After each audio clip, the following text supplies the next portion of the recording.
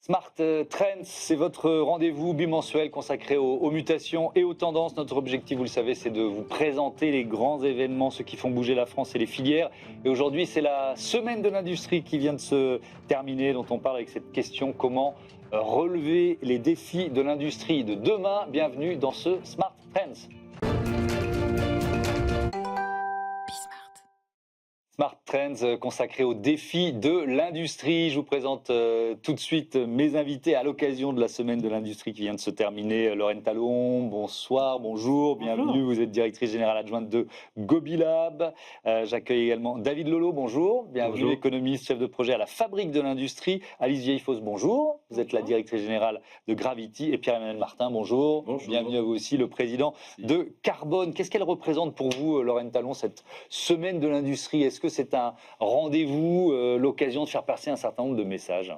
C'est la mise à l'honneur des entreprises qui fabriquent en France, et c'est notre cas chez Gobi depuis 15 ans. On fabrique des produits réutilisables en France, on crée de l'emploi en France, on a une dizaine de partenaires industriels sur tous les territoires, près d'Auxerre, près de Lyon, dans le Massif central.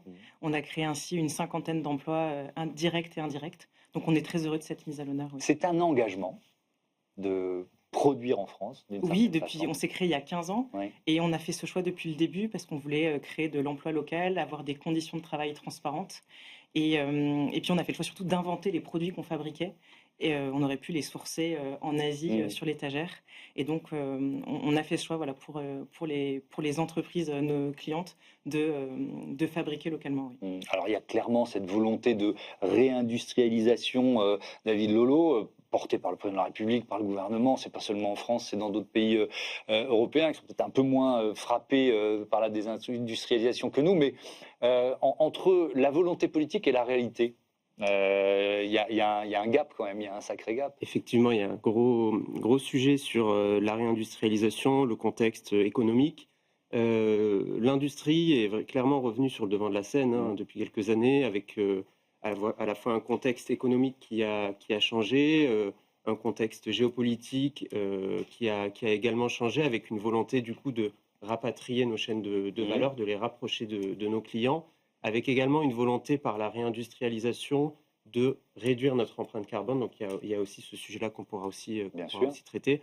Mais c'est vrai que réindustrialiser n'est pas simple. Je pense à plusieurs défis en fait. Le premier, c'est la compétitivité coût de l'industrie française, qui a encore du mal à être acquise face à la concurrence internationale et notamment asiatique. Et également un deuxième vaste défi structurel qui attend l'industrie, c'est la rareté un peu des ressources. Des ressources foncières, parce qu'on tend vers un objectif de zéro artificialisation nette, une rareté des ressources également, des compétences et des matières premières. Ouais. Alors vous avez posé un certain nombre de chapitres qu'on va aborder dans cette émission, c'est super, c'est pour ça que j'avais prévu de vous donner la parole assez tôt, parce qu'effectivement on va parler de ces enjeux de transformation et de transition environnementale, on va parler des enjeux de souveraineté évidemment, et je me tourne vers vous très vite parce que vos entreprises, elles sont au cœur de ces enjeux. On va parler évidemment des terres rares, parce que ça fait partie de la problématique de la souveraineté. Enfin bref, les collectivités locales aussi, tiens, ça me semble être un élément très important de notre débat. Je veux bien que vous nous présentiez vos entreprises. Je commence avec vous, Alice Vieillefosse, et peut-être en faisant le lien avec la souveraineté. Gravity, c'est quoi? Alors Gravity, c'est une entreprise qui a été créée en 2022 sur la base de 3 convictions. La première conviction, c'est que si on veut décarboner l'économie, il faut qu'on décarbone la matière, et donc la façon dont on produit aujourd'hui la matière. Et une des matières qui est la plus utilisée dans notre vie de tous les jours, c'est l'acier. L'acier, vous en avez partout, vous en avez dans les voitures, dans les trains, dans les bâtiments. Et l'acier, aujourd'hui, il est responsable de 8% des émissions mondiales de gaz à effet de serre. Donc il a un impact majeur, en fait, aujourd'hui, dans le réchauffement climatique. Une des difficultés sur l'acier aujourd'hui, donc, c'est cette utilisation du charbon. Alors que pourtant, l'acier, il est recyclable à l'infini. Et c'est quand même une vertu qui est incroyable. Et il faut arriver à le recycler, mais il faut arriver à le recycler avec une dilution des impuretés. Et donc, on a besoin d'un produit intermédiaire, le DRI. Et c'est ce fameux fer réduit métallique pur que Gravity a décidé de produire en France. D'accord. Donc ça, c'est notre deuxième conviction, c'est que pour arriver à décarboner, c'est pas juste une décarbonation de l'usage final, mais c'est la décarbonation de la chaîne de valeur dont on parlait. Et cette chaîne de valeur, elle est essentielle pour arriver à avoir la souveraineté. Parce que si on a le produit final, mais qu'on n'a pas les ingrédients pour le produit final, ça ne fonctionne pas. Et à ce moment-là, on a une rupture d'approvisionnement et on n'a pas de souveraineté sur l'acier. La troisième conviction, c'est que si on regarde l'acier, en fait, la décarbonation, c'est l'avenir de l'acier européen. Et pourquoi ? Parce qu'en fait, on n'a pas d'énergie fossile en Europe. Et qu'aujourd'hui, on a des hauts fourneaux qui sont vieillissants. Et donc, finalement, c'est une opportunité aussi. Il faut qu'on saisisse ça. On a la capacité d'utiliser de la ferraille aujourd'hui recyclée, de produire ce DRI en Europe. Et donc, on aura l'opportunité de maintenir de l'acier fabriqué en Europe de façon décarbonée. Et donc, c'est ça que Gravity œuvre au quotidien pour arriver à avoir une première usine à Fos-sur-Mer et donc produire de manière décarbonée l'acier. Elle est ouverte déjà ou elle va ouvrir ? Alors, l'idée, c'est d'avoir la première production en 2030, avec un début de construction en 2027. On voit loin, c'est bien. On voit loin. Après, en fait, ça va assez vite, parce que si vous voulez commencer à construire en 2027, c'est-à-dire avoir l'intégralité des financements, l'intégralité des contrats, d'un point de vue commercial. Avoir expurgé tous les recours. Avoir expurgé tous les recours. Aujourd'hui, on a aussi, d'un point de vue commercial, des lettres d'intention qui dépassent largement la production de l'usine, parce qu'on voit qu'il y a un vrai intérêt en fait aujourd'hui des sidérurgistes, parce qu'il n'y a pas cette matière. En fait, il y a besoin de créer ce marché de DRI, parce qu'aujourd'hui le DRI produit dans le monde, il est produit en Russie, en Iran, au Venezuela. Et demain peut-être des pays au faciles. Donc autant dire je suis en train de faire une émission de géopolitique avec vous là, c'est très bien. Quand on parle de souveraineté, en effet, c'est indispensable. Effectivement. Même question pour vous, Pierre-Emmanuel Martin, une présentation de carbone et puis comment finalement votre entreprise elle s'intègre complètement à ces enjeux de souveraineté dont on parle. Carbone, effectivement, nous l'avons créé en 2022 sur la même thèse de souveraineté qui est celle. Alors là, on parle de solaire photovoltaïque, oui, qui est quand même l'énergie qui est en train d'exploser partout dans le monde. Donc Carbone, c'est une thèse, c'est la relocalisation en France, qui fut quand même la terre, ou en tout cas là où on a créé le solaire photovoltaïque industriel, de relocaliser en France toute la chaîne de valeur de fabrication du panneau solaire. Donc c'est à Fos-sur-Mer, sur la zone industrielle portuaire. Vous allez être voisins. Nous sommes voisins, exactement. Donc nous, c'est 45 hectares, Alice, c'est 75. Donc le projet Gravity prend un peu plus de place. Mais nous, c'est 2 usines. Une première usine en 2028 qui fabriquera les cellules photovoltaïques et les encapsules pour faire des panneaux solaires. Donc c'est 5 gigawatts, c'est-à-dire à peu près 10 millions de panneaux solaires par an. Et une deuxième usine, 2030, qui, à partir de la matière première, le polysilicium, on cristallise et on fabrique les plaquettes de silicium, qui aujourd'hui, les plaquettes de silicium sont dominées ou fabriquées à 99% par nos amis chinois. Donc ces 2 usines qui concourent à l'indépendance énergétique et à la souveraineté industrielle de notre pays, c'est un projet d'intérêt national majeur par décret ministériel de juillet 2024, et qui aujourd'hui a toutes ses autorisations purgées et toutes ses utilités, électricité et eau, pour pouvoir construire dans les temps, sachant que évidemment ce sont les questions de financement qui aujourd'hui nous occupent, puisque c'est quand même un plan à 1,5 milliard d'investissement. Je laisserai Alice expliquer comment, enfin là aussi Gravity c'est dans ces ordres de grandeur, et donc c'est véritablement ça, comment dans un marché qui aujourd'hui est évidemment dominé par la Chine, avec des panneaux de très très bonne facture, très bonne qualité, avec des acteurs industriels qui ont quand même des volumes importants et qui ont un avantage compétitif sur le marché, comment on se positionne. Et c'est là où l'Europe est là pour nous protéger. Donc on est dans un cadre de relocalisation industrielle plus vaste, européen, avec différents actes qui ont été posés pour relocaliser un certain nombre de chaînes. Et sur le solaire en particulier, puisque l'Europe est le 2e marché mondial, ça a été le marché natif de ce solaire industriel contemporain. On installe à peu près 80 millions de panneaux par an en Europe. Et donc la volonté de l'Europe, c'est de dire que sur ces 80 millions, demain 100, 120 vu la croissance, qu'il y ait 40% de ces panneaux qui au moins proviennent d'usines fabriquées en Europe. Alors qu'aujourd'hui, c'est quasiment rien. Alors, il y a de l'assemblage, très peu, mais il n'y a absolument plus de cellules. Alors, seuls nos amis d'Enel en Italie, l'utilité italienne, a réussi à ramener, en tout cas, cette production de cellules, avec beaucoup d'efforts. Mais sinon, le polysilicium, les wafers, enfin les plaquettes, tout ça, non, il n'y a plus rien. Ouais. Alors C'est que dire c'était l'ampleur nous. du défi pour remonter à 40%. Et c'est là l'ironie de l'histoire. Enfin, je Ouais. dirais que la France a été vraiment le pays leader. Moi, je viens de cette industrie dans les années 90. Mais sur le tout petit marché des applications hors réseau avant que le solaire n'explose. Et c'est assez intéressant, d'ailleurs, je le dis souvent, en 2002, on produit 2 fois plus de panneaux solaires en France qu'en Chine. Et c'est assez intéressant aussi de voir que les grands PDG que je côtoie, nos homologues chinois, certains ont été stagiaires ingénieurs en France, en particulier chez Photowatt, qui malheureusement a eu les difficultés que l'on connaît. Et c'est assez intéressant de se dire que finalement, nous avons tous les atouts, et en tout cas la France a beaucoup d'atouts pour ça. Après, il faut le marché. Petit pays, mais gros marché européen. C'est une petite histoire, David Lolo, de naïveté européenne, là, quand même. L'histoire des panneaux solaires et du photovoltaïque. Grand sujet. Clairement, l'Union européenne, elle s'est bâtie sur le néolibéralisme et également sur l'ordolibéralisme, c'est-à-dire le fait que la puissance publique doit aider les marchés, mais sans s'immiscer directement. Là, j'ai l'impression, peut-être qu'on pourra y revenir, que l'Union européenne cherche un peu à changer sa posture en mettant par exemple des mesures protectionnistes sur l'acier, en faisant également avancer les sujets en matière de commande publique. Donc on voit quand même qu'il y a une certaine inflexion presque idéologique à l'échelle européenne, mais voilà.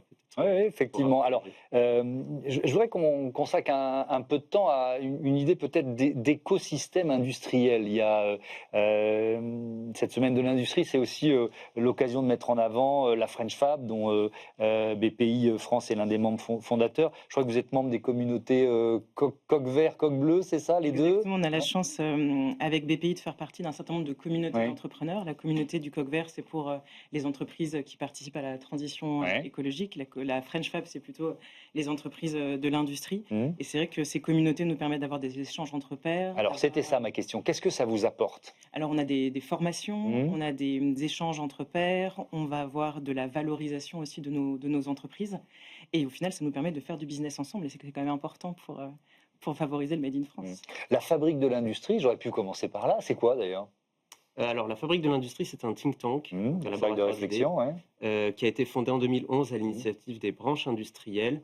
Et notre mandat est de produire des études économiques sur l'industrie, les différents enjeux, donc de compétitivité bien entendu, de plus en plus de réindustrialisation, comment ça se traduit à l'échelle des territoires, comment la décarbonation de l'industrie peut être un véritable facteur de compétitivité, voilà, ces sujets divers. Et cette notion d'écosystème industriel, qu'est-ce qu'on peut en dire? À quel point c'est un accélérateur de réindustrialisation? Puisque c'est ça l'objectif dont on parle aujourd'hui.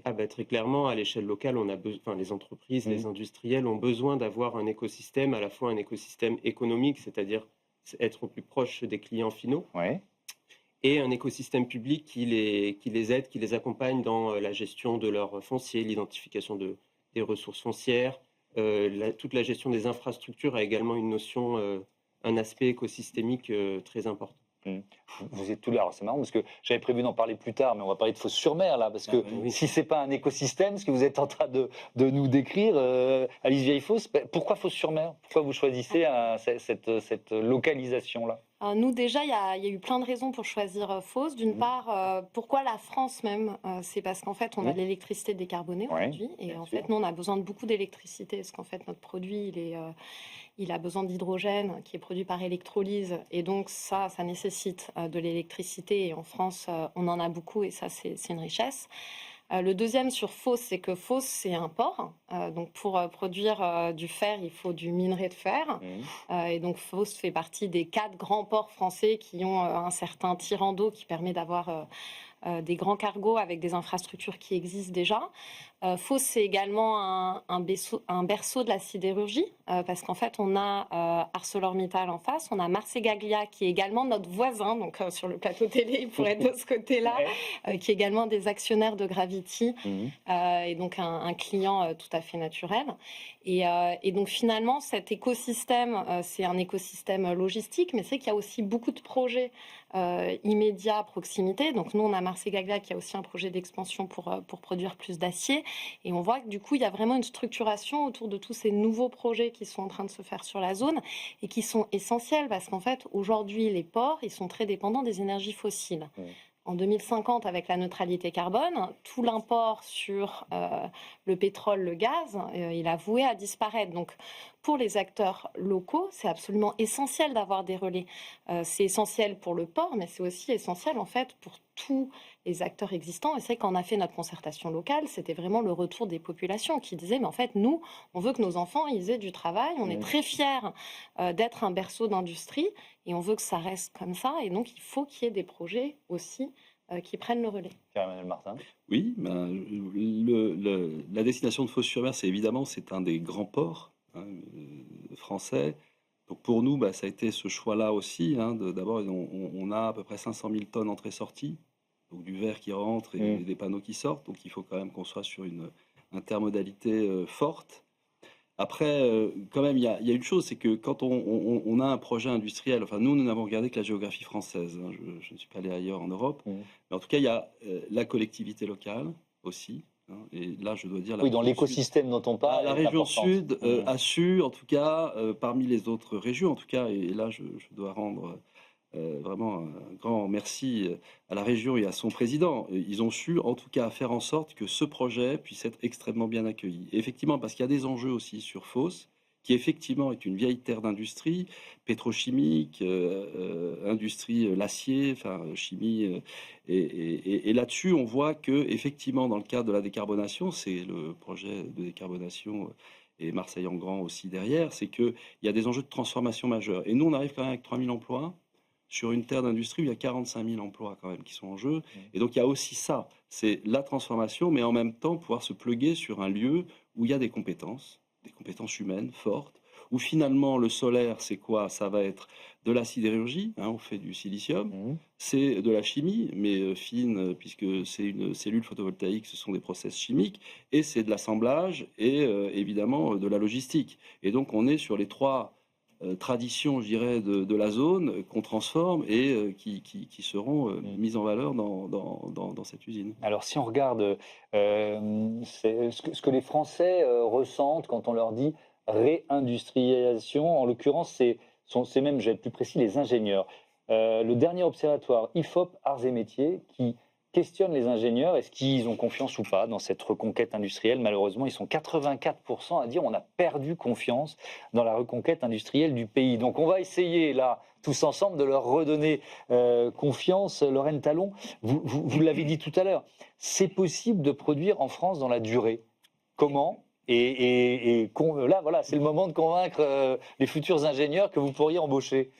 Donc c'est possible de fabriquer en France, on le prouve depuis 15 ans, on a créé cette chaîne de valeur territoriale qui fonctionne et qui est par essence non délocalisable. Je voudrais rassurer parce qu'aujourd'hui, les entreprises qui sont nos clientes, nos acheteurs, sont très sensibles à cet argument du Made in France. D'une part parce que leurs collaborateurs, quand ils arrivent, ils attendent une RSE qui soit incarnée, donc ils ne vont pas recevoir quand ils arrivent un kit de bienvenue ou par exemple leur gourde est fabriquée à l'autre bout de la planète.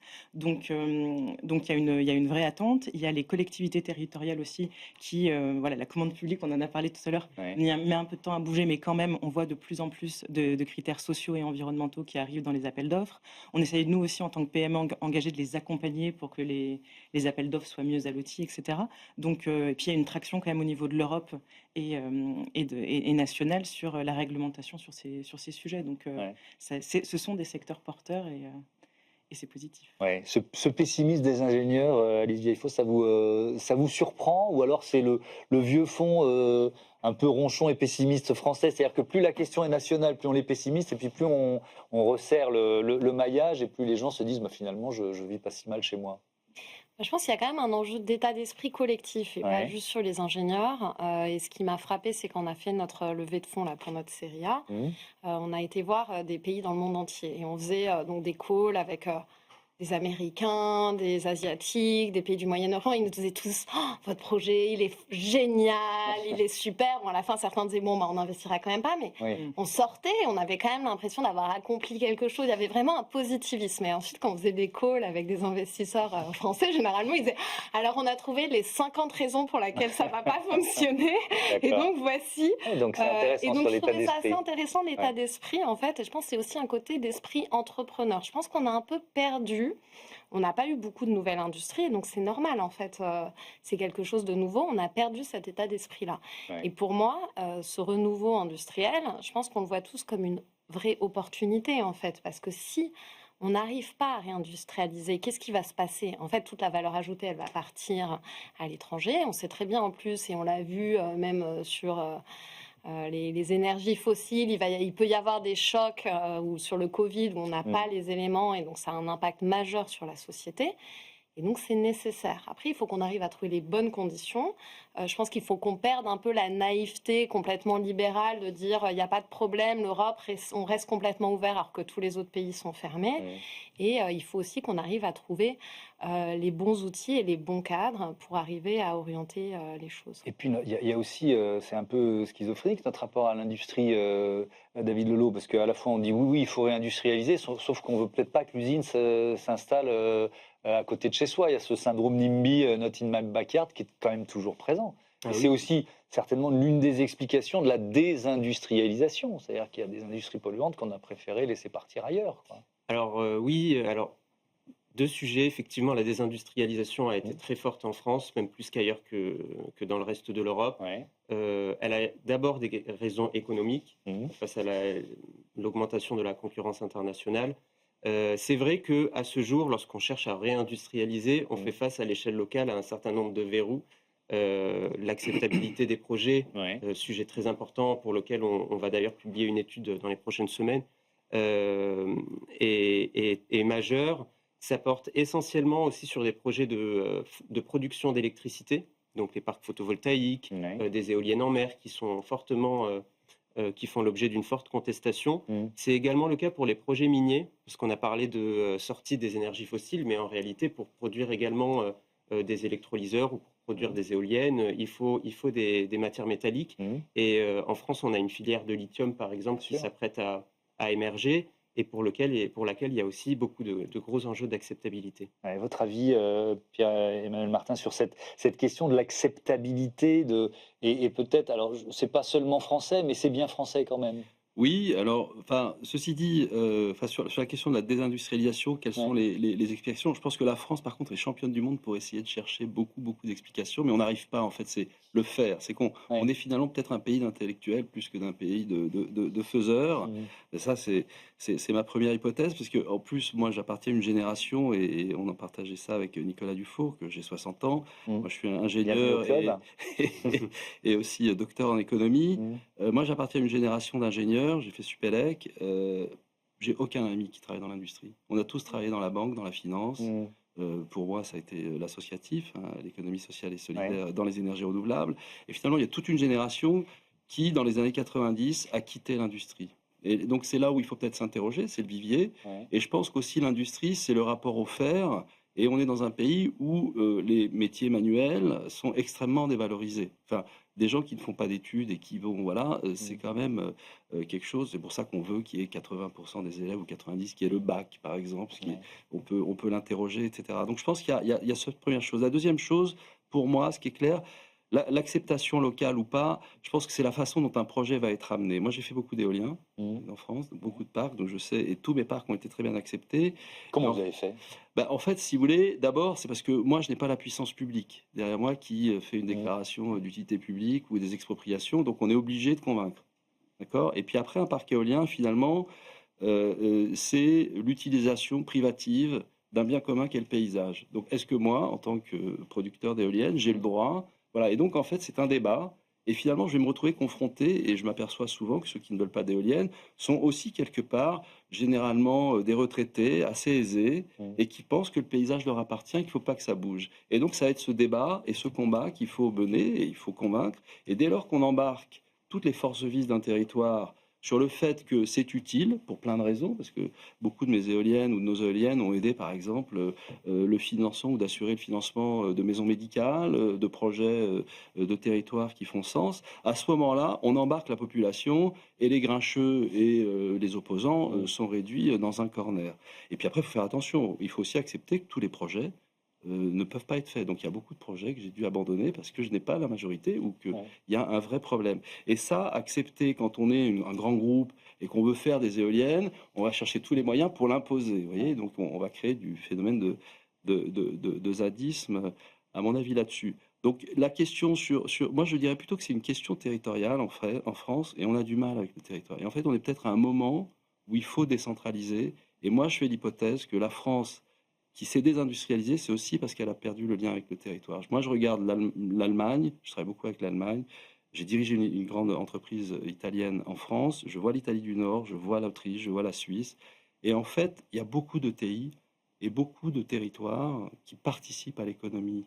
Et l'industrie, elle vient aussi quand même du territoire, de circuits plus ou moins courts, d'écosystèmes, et la France, il faut le dire, on a saccagé ça. Oui, et puis on reste hyper centralisé. Et pour les ouvriers aussi, on a quand même cette tradition très dure en France de conflits sociaux, peut-être plus durs qu'ailleurs dans les autres pays, qui fait que les années 80 ou 90, on a délocalisé à tout va pour éviter le conflit social. Allez, j'ouvre le chapitre consacré à la transition environnementale. Évidemment, je commence avec vous, Lorraine Talon, parce que, par essence, vous êtes une entreprise qui s'inscrit, qui promeut l'économie circulaire. Comment vous liez industrialisation et transition environnementale? Est-ce que finalement, la plupart des grands projets aujourd'hui, ils ont forcément cette touche environnementale? Est-ce que ça vous semble un prérequis d'une certaine façon? J'ai l'impression de plus en plus une touche environnementale, une touche circulaire.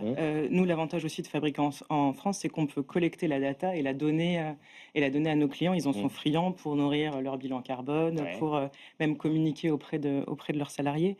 Et moi, j'aimerais juste revenir sur une chose, c'est qu'en fait, aujourd'hui, c'est possible de fabriquer en France et ça reste accessible en fait. Nous, on a parfois l'impression que le Made in France est forcément plus cher que le Made in loin, mais aujourd'hui, nous, par exemple, sur une gourde, on est entre 8 et 14 euros le produit, ce qui me semble tout à fait correct pour un produit qui en plus va durer de nombreuses années, aussi longtemps qu'on en prend soin. Et même sur la partie, les particuliers, là on a beaucoup parlé des entreprises parce que nous on sert les entreprises, on a plus de 20 000 organisations clientes, mais même sur les particuliers, là, à l'occasion du Black Friday, nous on lance le Bleu Blanc Rouge Friday, et donc c'est un collectif de marques engagées qui fabriquent en France et qui permet des réductions pour choisir local pour ces cadeaux de Noël. Donc c'est vraiment possible. David Lelot, on peut réindustrialiser tout en respectant, on va fêter les 10 ans des accords de Paris, c'est-à-dire les engagements que la France a pris à l'occasion des accords de Paris? Alors, peut-être en propos liminaire, je dirais que réindustrialiser permet déjà de réduire les émissions à l'échelle mondiale, les émissions de gaz à effet de serre, par le jeu à la fois de nos réglementations environnementales, qui sont plus strictes qu'à l'étranger, hors Europe, par le jeu du raccourcissement de nos chaînes d'approvisionnement, de nos chaînes logistiques, et aussi par le jeu de nos mix électriques, nos productions énergétiques qui sont globalement moins carbonées en Europe, et en particulier en France, on l'a soulevé. Mais c'est vrai qu'il y a un sujet sur la conciliation entre l'accroissement de la production, donc continuer à produire en France, et la réduction des émissions, donc ce qu'on appelle dans la littérature le découplage. Et là, il y a véritablement un sujet sur le fait de faire de la décarbonation un levier de compétitivité, un investissement qui soit rentable pour les industriels. Et là, peut-être que je pourrais prolonger, mais allez-y. En réalité, au vu de l'asymétrie des politiques climatiques dans le monde, le fait d'investir à ce jour dans la décarbonation à l'échelle française et européenne, c'est essentiellement un levier de compétitivité hors prix, donc qui va permettre de se distinguer de la concurrence. Il reste maintenant à vraiment emporter les aspects vraiment compétitifs en termes de prix. Et ça passe par des prix compétitifs de l'énergie, par exemple, peut-être qu'on pourra en reparler. Ça passe par une politique commerciale qui peut aussi protéger le tissu. Ça passe par une taxe carbone aux frontières. Ça, c'est aussi un sujet collatéral qui est très important. C'est le fameux mécanisme d'ajustement carbone aux frontières.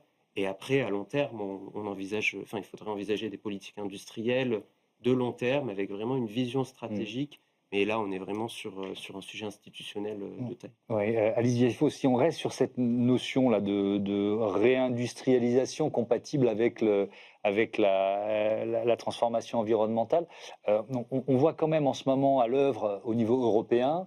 Alors, je ne sais pas quel terme vous employez. Est-ce qu'il faut employer le terme que tout le monde emploie de backlash, de retour de bâton? Est-ce que c'est plutôt un ajustement sur les réglementations environnementales qui étaient peut-être un peu trop complexes? Comment vous percevez ce moment qui est peut-être un moment charnière sur l'identité de l'Europe en matière d'industrie verte ou vertueuse face à des États-Unis dont le président est devenu le porte-parole des climato-sceptiques mondiaux? C'est vrai qu'on voit au niveau européen quand même un changement un peu de paradigme. Il y a 15 ans, on avait l'impression que parce qu'on allait avoir une stratégie, ça allait être complètement autoréalisateur et parce que les têtes pensantes avaient dit bah voilà, on va enlever les émissions de CO2, ça fonctionnera et qu'il suffisait de faire du papier pour construire. Et je pense que là, progressivement, on se rend compte qu'on a produit beaucoup de papier.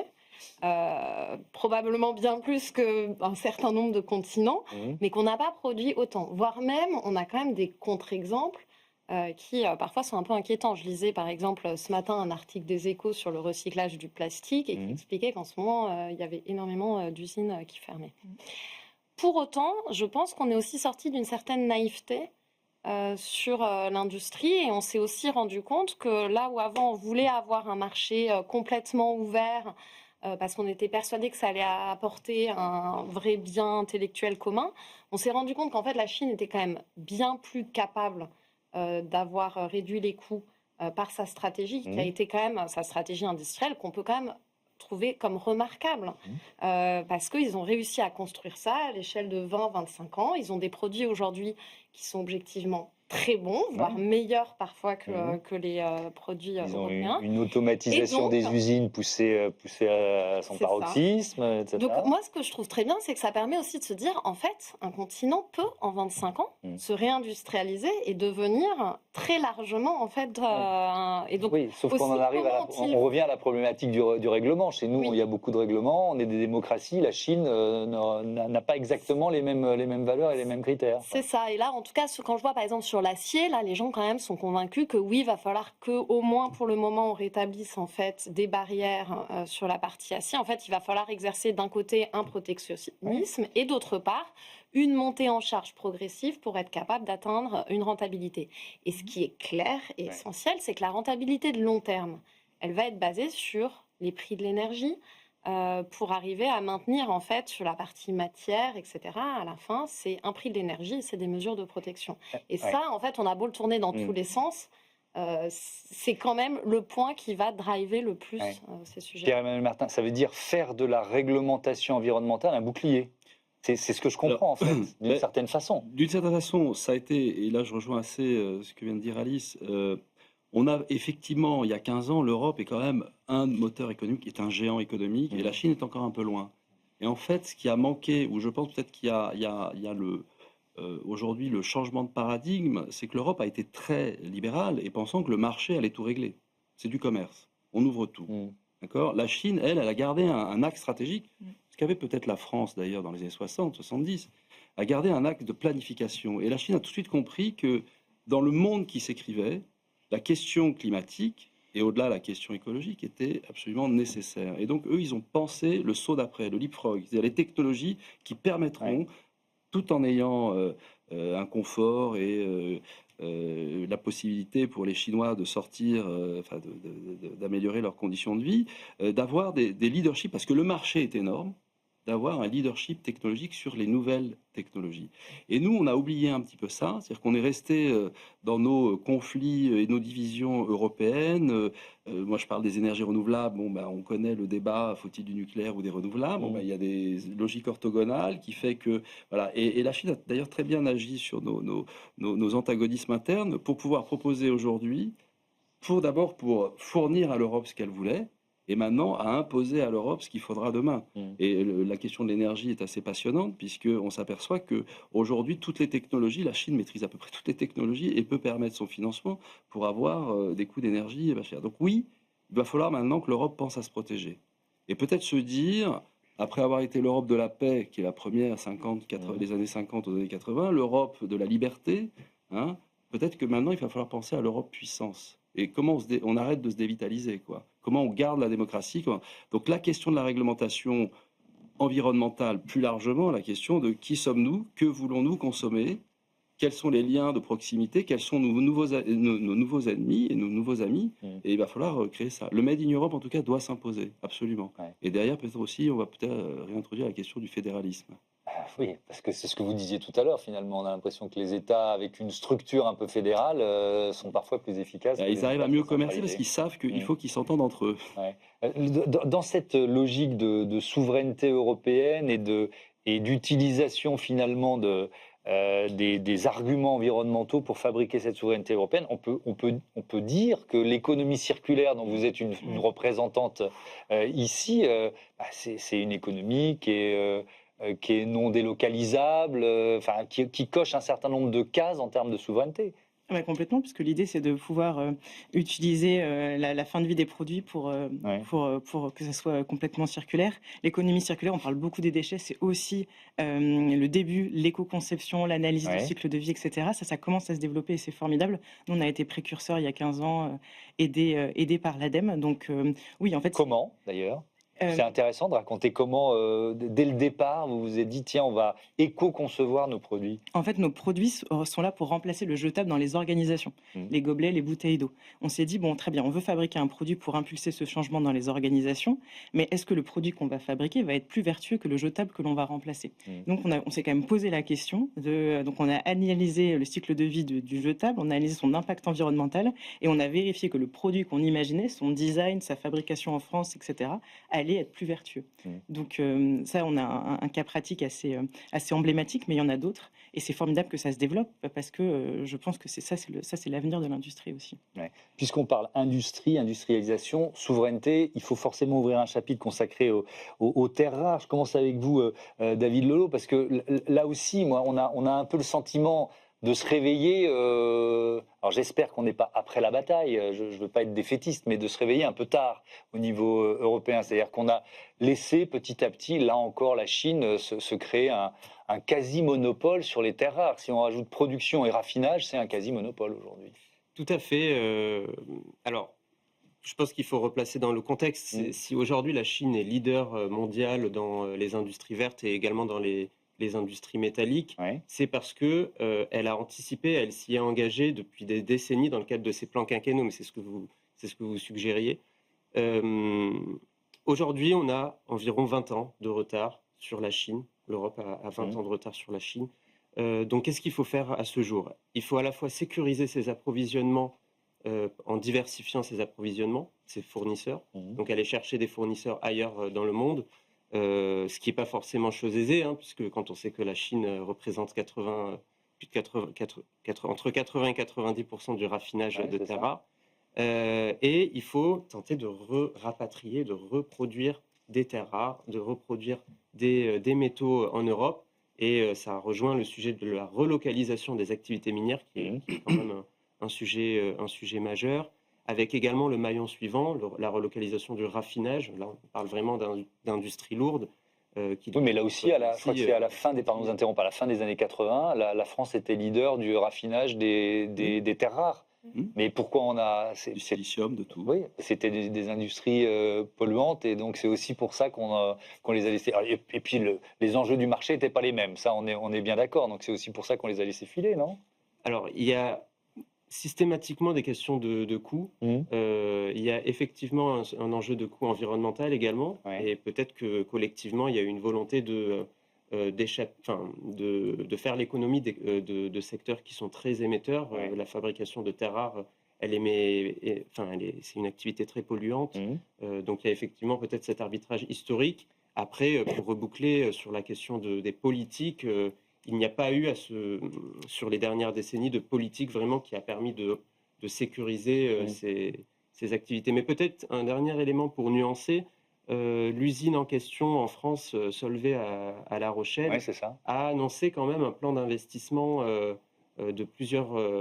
un lourd plan d'investissement, donc c'est quand même un point encourageant pour cette relocalisation. Oui, on est dans ce mouvement de relocalisation et avec un défi, si je prends l'exemple de carbone, comment vous allez sécuriser l'approvisionnement en silicium Alors, pour votre nous, on a projet. la chance, il y a pas de terres rares dans le photovoltaïque. Donc ça, on tient à le dire. Donc nous, c'est quand même des matériaux assez communs. C'est du quartz et de la bauxite. Donc ça, on peut, puisque la bauxite va servir sur les cadres d'aluminium. Et puis finalement, le quartz, c'est le verre et le silicium dont on a besoin. Par contre, ça va être les technologies de raffinage. Comment, à partir d'un quartz, on arrive à en faire un silicium métallurgique, puis après le raffiner pour en faire du silicium de qualité solaire, ou en le raffinant un peu plus de qualité électronique. Voilà. Donc nous, on commencera à partir de là. Il se trouve qu'effectivement, après, c'est des problématiques qui sont extrêmement complexes, puisqu'on a en France un producteur de silicium métallurgique, qui est la base, qui est Ferroglobe, qui a d'énormes difficultés, puisque sur quelques usines, et j'en connais une en tout cas dans ma région natale de Grenoble qui est aujourd'hui en très mauvaise posture. Mais on a la capacité dans le solaire photovoltaïque à avoir du sourcing. Le truc, c'est que la chaîne, à partir du polysilicium et jusqu'au panneau solaire, là, la Chine, elle a tous les brevets, elle avance vite, elle va vite. Donc comment on fait ça? Comment on relocalise? Nous, on a notre thèse, en tout cas, c'est celle qu'on défend. C'est d'abord, il faut faire comme les Chinois. Donc c'est déjà produire gros. On ne va pas produire petit, fait qu'on aura un petit pouvoir sur le marché, et donc on n'aura pas de bon prix. Donc produire gros, intégrer verticalement. C'est-à-dire qu'on s'aperçoit que les leaders chinois maîtrisent la totalité des métiers. Ensuite, je pense qu'il faut aussi garder à l'esprit qu'on n'y arrivera pas pour une simple bonne raison. Relocaliser, ça veut dire recréer des capacités de production, remobiliser du capital privé pour recréer des usines. Donc il y a ça. Une usine, ça coûte des centaines de millions, les utilités, etc. Rien que ça, il faut mobiliser de l'argent. Et ça, il va bien falloir le payer parce qu'on va arriver dans un marché face à des concurrents qui, eux, ont déjà amorti leur usine. Donc, il va falloir créer un cadre protecteur qui permet, dans le Made in Europe, de rassurer des investisseurs qui diront on ne va pas faire un investissement échoué à soutenir ces usines. Et ensuite, après, il n'y a aucune, dès lors qu'on a, notre thèse en tout cas, dès lors qu'on aura amorti nos usines, on est capable d'être compétitif. Et on sera capable d'être compétitif et de suivre, on va dire, la tendance, ou en tout cas les progrès technologiques, puisqu'on a encore la chance d'avoir des labos. Les Chinois utilisent beaucoup nos labos de recherche européens. Et donc là, il n'y a aucune fatalité. Il n'y a absolument aucune fatalité. Et puis après, on s'aperçoit que le panneau solaire, finalement, c'est pas ce qui coûte le plus cher dans un projet. C'est très emblématique, il faut le relocaliser. Mais finalement, derrière le panneau solaire, ça va être plutôt tous les appareils électrotechniques, électroniques. Ça va être un certain nombre de choses qui fait que... Voilà. Mais le panneau solaire, c'est le flagship, l'emblème. Il faut y arriver parce que c'est non seulement l'avenir, mais c'était aussi une tradition, une compétence française. Et la France, c'est aussi, je le dis souvent, c'est ce pays en Europe qui a quand même une verticale industrielle dans l'électricité. Parce que l'on prenne les artefacts, l'électrotechnique, les lignes, les opérateurs, les distributeurs, on n'a que des leaders mondiaux. Et on a à peu près dans tout. On était dans le solaire. Bon, pour une raison historique, on n'en reviendra pas là, on a loupé le coche, mais il faut le redevenir dans le solaire. Voilà. Et c'est ça que nous, il faut une protection, bien évidemment. On ne sera jamais compétitif en soi. Dès lors que vous intervenez dans un marché où le prix est formé par des gens qui ont amorti leur actif de production, vous ne serez jamais compétitif. Donc il faut protéger, et c'est la même chose pour toutes les usines qui se recréent. Il faut protéger ce capital que des gens vont investir dans des nouvelles usines. Merci beaucoup. Merci à toutes et à tous d'avoir participé à ce Smart Trends qui était passionnant. On croit en la réindustrialisation à la française. Salut et à très bientôt.